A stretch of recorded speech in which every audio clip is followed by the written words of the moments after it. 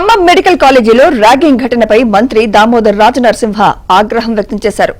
బాధ్యులపై చర్యలు తీసుకోవాలని ఆదేశాలు జారీ చేశారు.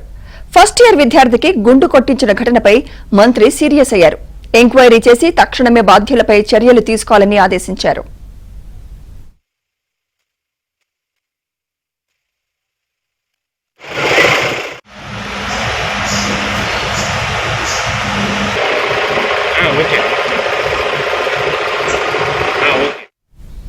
మెడికల్ విద్యార్థి హెయిర్ స్టైల్ పై ఈ వివాదం తలెత్తింది. ఫస్ట్ ఇయర్ స్టూడెంట్ తన హెయిర్ ను స్టైల్ గా కటింగ్ చేయించుకున్నాడు. ఈ విషయం తెలిసిన సెకండ్ ఇయర్ స్టూడెంట్స్ అభ్యంతరం వ్యక్తం చేస్తూ ఆ విద్యార్థితో గొడవకు దిగారు. ఈ విషయంపై యాంటీ ర్యాగింగ్ కమిటీ ఆఫీసర్ గా ఉన్న అసిస్టెంట్ ప్రొఫెసర్ ఆగ్రహం వ్యక్తం చేశారు. దీంతో విద్యార్థిని సెలూన్ కు తీసుకెళ్లి ఏకంగా గుండు గీయించాడు. ఆఫీసర్ పై బాధిత విద్యార్థి ప్రిన్సిపల్ కు ఫిర్యాదు చేశారు.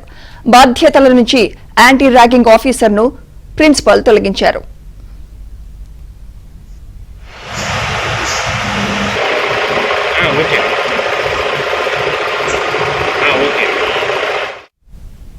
ఇదే అంశంపై మరింత సమాచారం మా ప్రతినిధి నర్సింగ్రావు అందిస్తారు. నర్సింగ్రావు,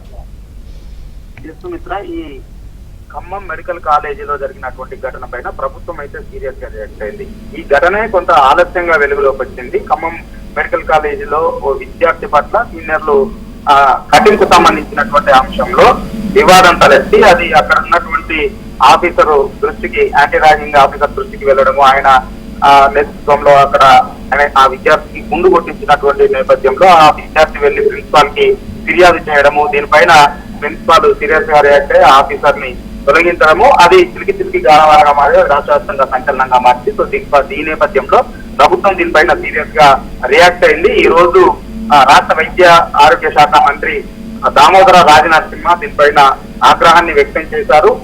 ఉన్నతాధికారులతో టెలికాన్ఫరెన్స్ నిర్వహించారు. రాష్ట్రంలో ఏ కాలేజ్ లో కూడా మరోమారు ఇలాంటి ఘటనలు పునరావృతం కాకూడదని చెప్పి చాలా సీరియస్ గా వార్నింగ్ ఇచ్చారు. అధికారులు అందుకోసం అవసరమైనటువంటి అన్ని చర్యలు తీసుకోవాలి. ఏ కాలేజీలో కూడా మళ్ళీ ర్యాగింగ్ అనేటువంటి మాట వినబడకూడదు అని చెప్పి అధికారులకి ఆయన సూచనలు చేశారు.